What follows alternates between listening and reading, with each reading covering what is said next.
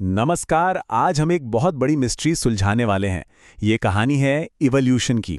मतलब एक ऐसी जासूसी कहानी जो हमें बताएगी कि आखिर ये जिंदगी, ये लाइफ आई कहाँ से। तो चलिए इस तहकीकात में जरा और गहराई से उतरते हैं। अच्छा, तो अपनी तहकीकात शुरू कहाँ से करें? चलिए सबसे पहले आसमान की तरफ देखते हैं। पता है, जब हम रात में टिमटिमाते तारे देखते हैं ना, तो वो रोशनी हम तक पहुंचने में लाखों साल लगा देती है। इसका मतलब हम असल में गुजरे हुए वक्त को, मतलब हिस्ट्री को देख रहे होते हैं। ब्रह्मांड के अतीत की एक छोटी सी झलक। सितारों का अतीत तो ठीक है, पर सोचिए क्या हो अगर हम अपने ही अतीत में झांक सकें। मतलब करोड़ों नहीं, अरबों साल पहले। यही वो सवाल है जो आज के हमारे सफ़र का सेंटर पॉइंट है। अपने वजूद की जड़ों को आखिर हम ढूंढें तो ढूंढें कैसे। तो चलिए अपनी इस जासूसी कहानी का पहला चैप्टर शुरू करते हैं। हम उन सुरागों की तलाश में निकलेंगे जो हमें बताएंगे कि लाइफ की, मतलब जीवन की पहली चिंगारी आखिर जली कैसे थी। देखिए, सबसे पहले तो हमें टाइम स्केल को समझना होगा। हमारी ये जो धरती है ना, ये करीब 4.5 अरब साल पुरानी है। जी हाँ, 4.5 बिलियन ईयर्स। ये बहुत बहुत लंबा वक्त है। और एवोल्यूशन की पूरी कहानी इसी इतने बड़े कैनवस पर लिखी गई है। ओके, तो अब आते हैं हमारी इन्वेस्टिगेशन के अगले पार्ट पर। आखिर वो क्या चीज़ें थीं? वो कौन सा केमिकल नुस्खा था जिससे जिंदगी की पहली चिंगारी भड़की? मतलब लाइफ शुरू कैसे हुई? शुरू में लाइफ की शुरुआत को लेकर कई अलग अलग आइडिया थे। कुछ लोग मानते थे कि लाइफ के बीज, मतलब स्पोर्स, कहीं स्पेस से उड़कर हमारी धरती पर आए। इसे पैंस्पर्मिया थ्योरी कहते हैं। फिर एक और पुराना ख्याल था स्वतः जनन का, कि जिंदगी कीचड़ या सड़ी गली चीजों से बस अपने आप पैदा हो जाती है। लेकिन साइंटिफिक सबूत हमें एक तीसरी, ज्यादा मजबूत थ्योरी की तरफ ले जाते हैं, केमिकल एवोल्यूशन। और यहीं पर कहानी में एक जबरदस्त मोड़ आया। साल था 1953, जब स्टैनली मिलर और हैरल यूरे ने एक कमाल का एक्सपेरिमेंट किया। उन्होंने सोचा, क्या नॉन लिविंग केमिकल से लाइफ के मॉलिक्यूल्स बन सकते हैं?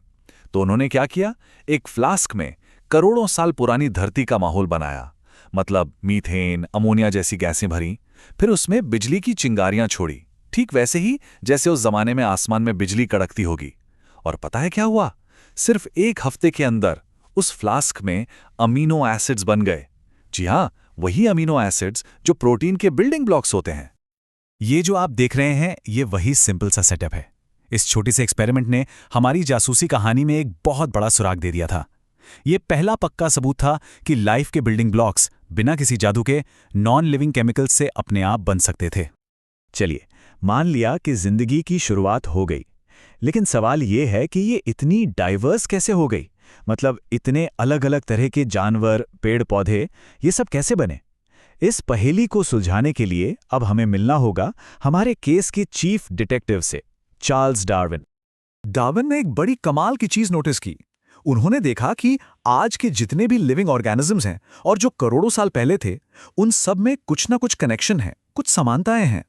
उन्होंने ये नतीजा निकाला कि आज के जीव जंतु सिर्फ आपस में ही नहीं, बल्कि उन स्पीशीज से भी जुड़े हैं जो बहुत पहले एक्सटिंक्ट हो चुकी हैं। तो सवाल था कि ये बदलाव होता कैसे है? डार्विन ने इसके लिए एक जबरदस्त मैकेनिज्म बताया, नेचुरल सिलेक्शन, यानी प्राकृतिक चयन। इसका मतलब बहुत सीधा सा है।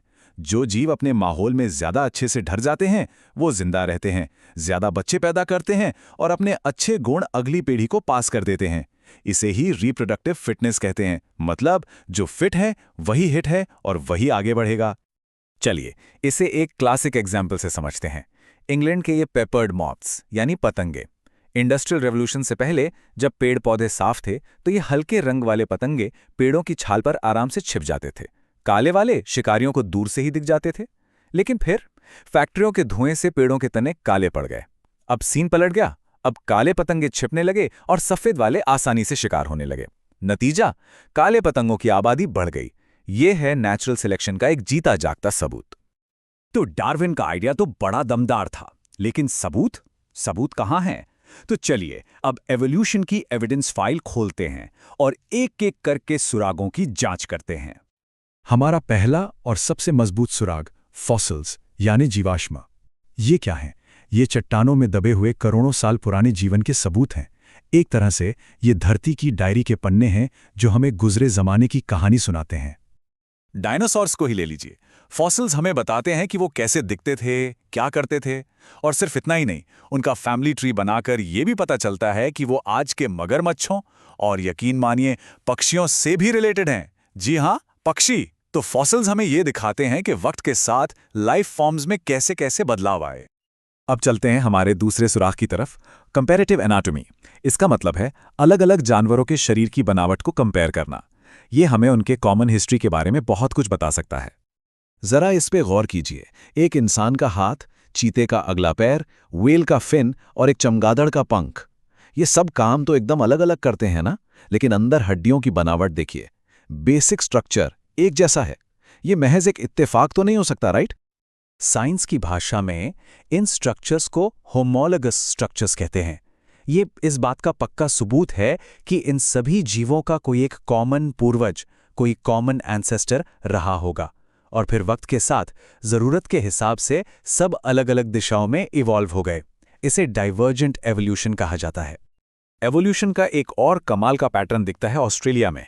वहां के मार्सूपियल्स यानी कंगारू और कोआला जैसे जानवर, माना जाता है कि ये सब एक ही पूर्वज से निकले और फिर उस पूरे कॉन्टिनेंट के अलग अलग माहौल में रहने के लिए तरह तरह के रूपों में ढल गए। इस पैटर्न को कहते हैं एडैप्टिव रेडिएशन।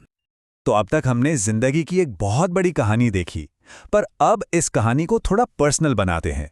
चलिए इस पहेली के आखिरी और सबसे जरूरी हिस्से पर फोकस करते हैं, हम यानी इंसान। ये हमारी अपनी कहानी है।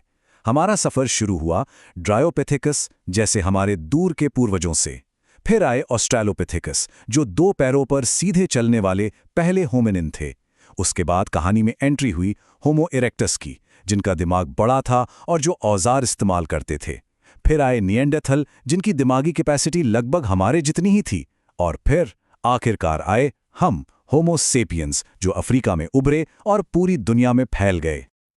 और ये सिर्फ कही सुनी बातें नहीं हैं, इसके पक्के फिजिकल सबूत हैं। जरा इन खोपड़ियों को देखिए।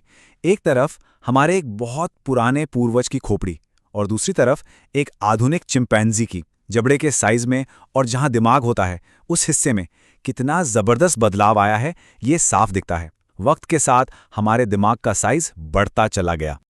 तो आखिर में बात यह है कि एवोल्यूशन की कहानी सिर्फ किताबों में लिखा कोई पुराना सिद्धांत नहीं है। ये कहानी हम सब के अंदर लिखी हुई है, हमारी हड्डियों में, हमारे डीएनए में। ये सिर्फ अतीत की नहीं, बल्कि हर पल चल रही जिंदगी की कहानी है। तो इस सफर ने हमें ये तो बता दिया कि हम आए कहां से हैं, लेकिन ये अपने पीछे एक बहुत बड़ा सवाल भी छोड़ जाता है। एवोल्यूशन की यही कहानी हमारे भविष्य में कौन सा नया चैप्टर लिखेगी? ये एक ऐसा सवाल है जिसका जवाब अभी लिखा जाना बाकी है।